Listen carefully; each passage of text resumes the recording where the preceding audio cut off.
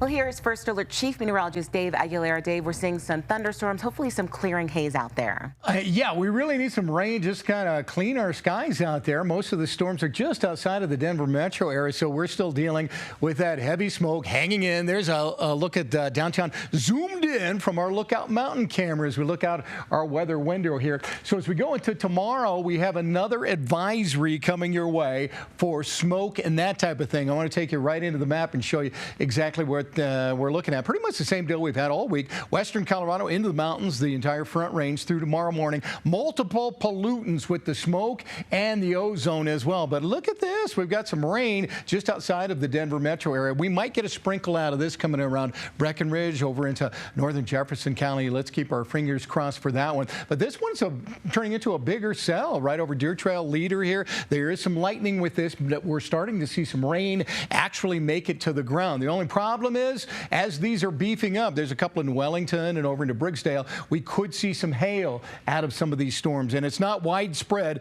Most of the rest of the state is high and dry, unfortunately, here. There is some good news, though, on the wind front here. We still had some gusty winds over southern Colorado today, going about 20 to 35 mile per hour. And that's the reason we got at least till 7 o'clock, the red flag warning holding on and down in that part of the state. But watch what happens tomorrow with the winds. They really relax in the morning, and that includes that Beulah fire down there. And then the afternoon, it will be a little breezy, but certainly not as strong in the wind department we've had the last couple of days. Maybe about 15 to nearly 20 mile per hour winds down in that zone. And for that reason, there's not a red flag warning for southern Colorado tomorrow. It is still hot. It is still dry. We still have to be careful, but we don't have that big wind component to launch the red flag again. So a little better for tomorrow. So those storms going out over the eastern plains could grow tonight. In fact, after midnight, some of these storms might be severe from Weld County all the way out into Nebraska. We've had several nights where they've just blew up during the evening hours, and looks like it'll happen again tonight. Sunny over the northern part of the state tomorrow with a few clouds down south, and then at least by 2 o'clock in the afternoon, showers and thunderstorms in the Front Range pulling out over the eastern plains, and a few of those could be severe tomorrow the way things look, including the Denver metro area here. Marginal to slight chance. The green is probably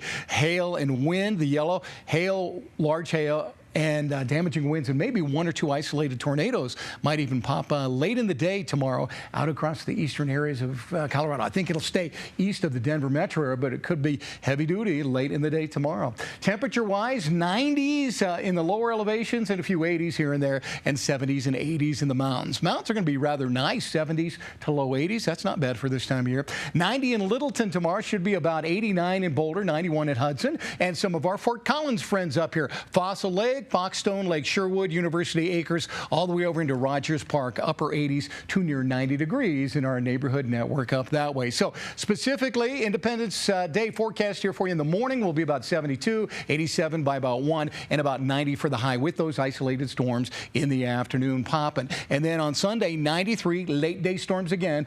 Kind of a smaller chance they'll be more widespread than they will be on Saturday. And then look at here, on Monday, 95, slight chance in the afternoon, 40 to 30% chance coming up on Tuesday and Wednesday. It's still in the 90s, but a better chance of rain and smaller chances as we go all the way into the start of the following weekend ahead.